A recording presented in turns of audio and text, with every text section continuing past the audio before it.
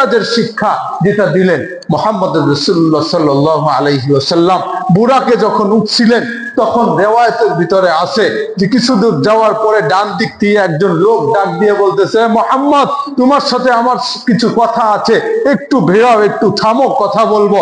মুহাম্মদ রাসূলুল্লাহ বলে, আমি ভুরুক্ষেপ করলাম না, আমি সোজা যেতে থাকলাম। কিছু দূর গিয়ে আবার বাই থেকে একজন ডাক দিয়ে বলে, মুহাম্মদ একটু থামো, কথা আছে। মুহাম্মদ রাসূলুল্লাহ বলে, আমি তার কথায় ভুরুক্ষেপ করলাম না।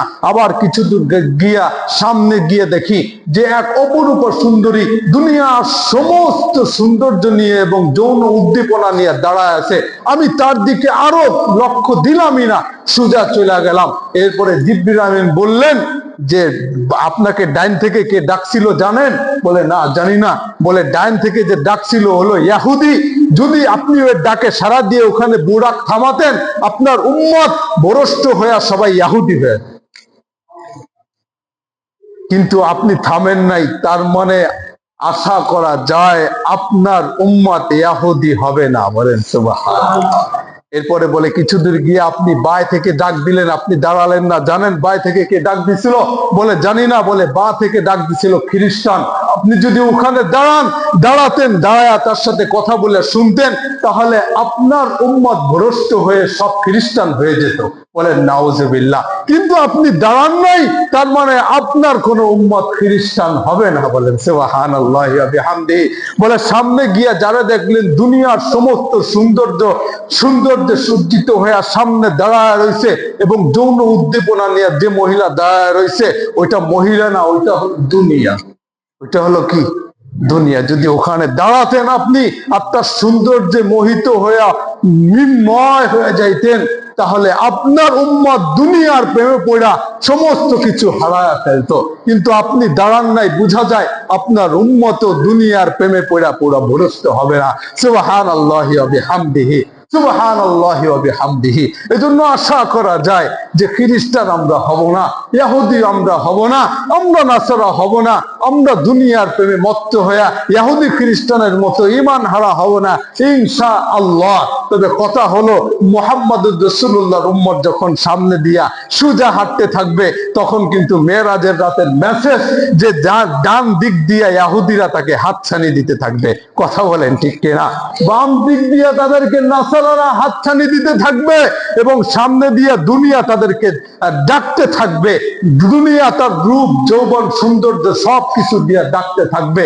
ডান দিকে যদি উম্মত ইহুদিদের দিকে না তাকায়, মুহাম্মাদের উম্মত যদি বাম দিকে নাসারার দিকে না তাকায়, সামনের দুনিয়ার মোহর দিকে না তাকায়া রাসূল সাল্লাল্লাহু আলাইহি ওয়াসাল্লামের সিধা পথে হাঁটতে থাকে, তো আশা করা যায় যে মুহাম্মদুর রাসূলুল্লাহ সাল্লাল্লাহু আলাইহি ওয়াসাল্লামের উম্মত পূর্ণ হিদায়াত প্রাপ্ত হইয়া মুহাম্মাদের ঝান্ডার নিচে আল্লাহু আকবার ধ্বনি দিতে দিতে জান্নাতে প্রবেশ করবে ইনশাআল্লাহ।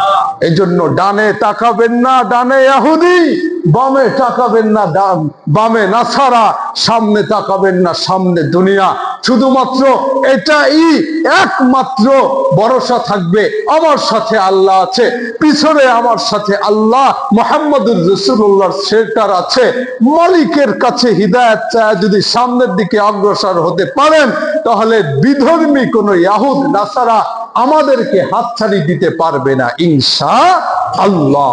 এই জন্য মুহাম্মদুর রাসূলুল্লাহকে বুঝালেন। বাইতুল মুকাদ্দাসের সামনে যখন দাঁড়াইছিলেন, তখন মুহাম্মদুর রাসূলুল্লাহর সামনে জিবরিল আমিন এক পেয়ালা দুধ আর এক পেয়ালা মধু মুহাম্মদুর রাসূলুল্লাহর সামনে এইভাবে তুলে ধরলেন।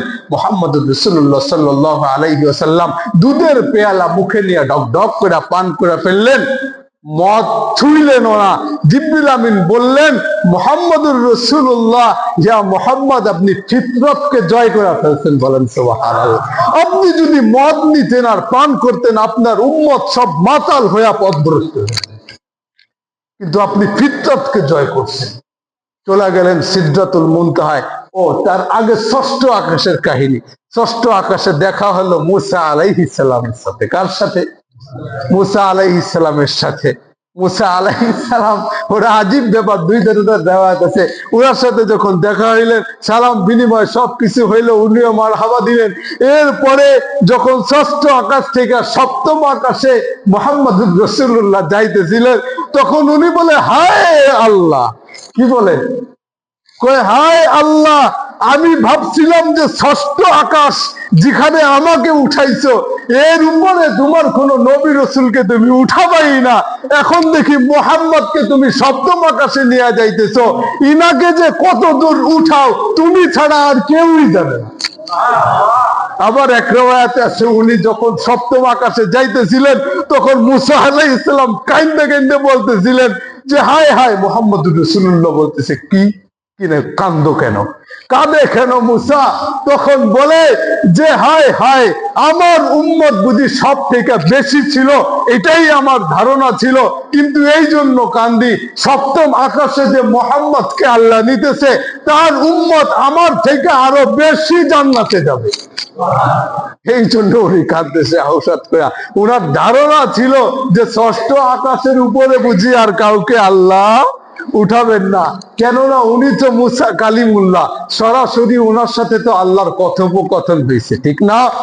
এখন আপনাদের প্রশ্ন হইতে পারে যে মুসাকে কালিমুল্লাহ বলে, যে আল্লাহর সাথে সরাসরি কথোপকথন হইতো, তো মুহাম্মদুর রাসূলুল্লাহ এই জায়গা কি একটু নিচায় চলে গেল কিনা?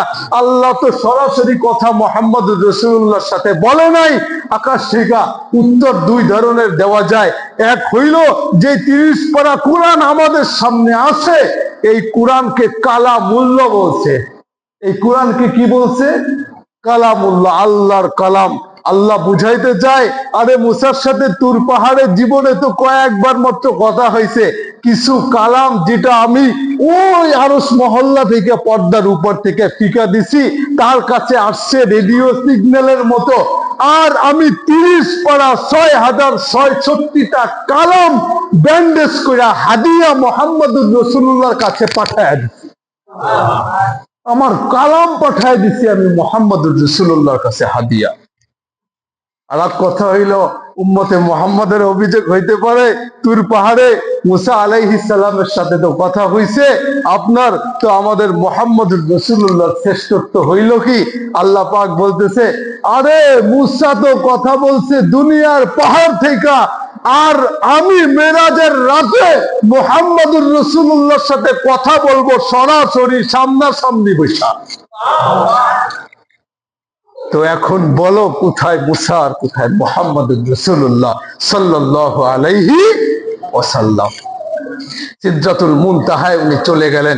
সিদরাতুল মুনতাহায় যাওয়ার পরে সামনে অগ্রসর হয়, ওখানে মুহাম্মদুর রাসূলুল্লাহ বর্ণনা করতেছে, সিদরাতুল মুনতাহায় যাওয়ার পরে ওখান থেকে জিবরিল আমিনের আর এক পাও সামনে অগ্রসর হওয়ার অনুমতি নাই।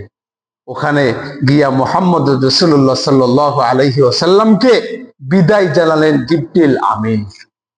কেন জিবরিল আমিনের ওর পরে যাওয়ার আর কোনো কি নাই, ক্ষমতা নাই। কেননা রাসূলুল্লাহ সাল্লাল্লাহু আলাইহি ওয়াসাল্লাম বলেন যে আমি বিল মালাইল আ'লা, সর্বোচ্চ উন্নত সমাবেশ যেটা, তার পাশ দিয়ে অতিক্রম করতেছিলাম, তখন জিবরিলকে দেখলাম কা হিলসিল বালি, যে ঘোড়ার জীর্ণ শীর্ণ ছিঁড়া ফাটা জিন যেমন মুড়ায়া টুড়ায়া কুচকায়া একেবারে জড়সড় হয়ে থাকে, আল্লাহর ভয়ে জিবরিল আমিনকে দেখলাম এমন মুড়ায়া কুচকায়া উনি জড়সড় হয়ে রয়েছে। অথচ আমি মুহাম্মদুর রাসূলুল্লাহ উঠতেই ছিলাম। ওখানে গিয়ে সিদরাতুল মুনতাহার কথা বলতে। সিদরাতুল মুনতাহা মানে বুঝেন? হ্যাঁ, মানে কুল গাছের বর্ডার। সিদরাতুল মুনতাহা মানে কুল গাছের বর্ডার। মুনতাহা মানে বর্ডার, মুনতাহা মানে কি? বর্ডার, মানে সীমানা এখানে শেষ। আর সিদরা বলে কুল গাছকে। কোন গাছকে? কুল গাছ। এইটা নিয়ে এখনো গবেষণা হয় নাই, যে মানে আমার মাথায় অনেক দিন ধরে ঘুরতেছে যে আল্লাহ পাক এখানে কুল গাছ কেন রাখলেন, এটার মর্ম বা রহস্য কি? তবে একটা কথা এটা যে আদম আলাইহিস সালামের যখন জান্নাতে ওনার পোশাক পরে যান, তখন উনি যেই গাছের পাতা দিয়ে ওনার আব্রু হেফাজত করছিলেন ওই গাছটা হলো কুল গাছ। ওই গাছটা হলো কি? কুল গাছ। ওনার যখন পোশাক পরে যান গন্ধম খাওয়ার পরে, তখন উনি দুইটা পাতা দিয়ে ঢাকছিলেন ওনার সামনে এবং পিছনে, এবং আম্মাজান হাওয়া আলাইহিস সালাম 5টা পাতা নিয়ে ঢাকছিলেন এই কুল গাছেরই আব্রু।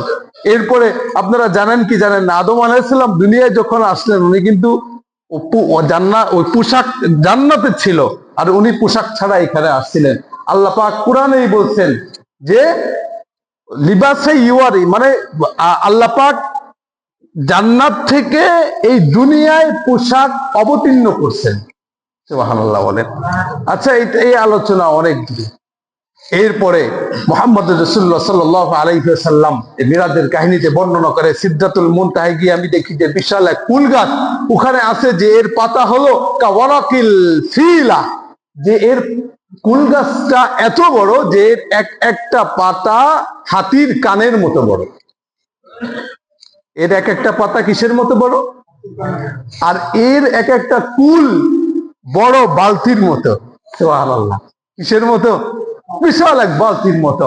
এবং বলতেছে এর উপরে আমি যখন সিদরাতুল মুনতাহায় পা রাখলাম তখন এর প্রত্যেকটা পাতায় পাতায় ফেরেশতারা এসে ভরে গেল আমার ইস্তেকবালের জন্য, আমার ইস্তেকবালের জন্য। প্রত্যেকটা পাতায় এবং সোনালী কালারের বহু রঙ্গী হরিণ প্রত্যেকটা পাতায় পাতায় উঠতেছিল, দুলতেছিল, খেলতেছিল। সিদরাতুল মুনতাহায় আমি গিয়ে যখন পৌঁছলাম তখন 2জন ফেরেশতা আসলো। কয়জন? 2জন ফেরেশতা এসে আমাকে বলতেছে চলো। ইয আতায়াহু আতিয়ান, 2জন আয় মালাকান, 2 ফেরেশতা এসে বলল চলো। ওখান থেকে আল্লাহ রাসূল সাল্লাল্লাহু আলাইহি ওয়াসাল্লামকে ওই 2 ফেরেশতা জান্নাত দেখাতে নিয়ে গেলেন। বলেন সুবহানাল্লাহ। কি দেখাতে নিয়ে গেলেন? জান্নাত দেখাতে নিয়ে গেলেন। জান্নাতে কি কি দেখছেন আজকের আলোচনা এটা যতদূর পারে ইনশাআল্লাহ বর্ণনা করব।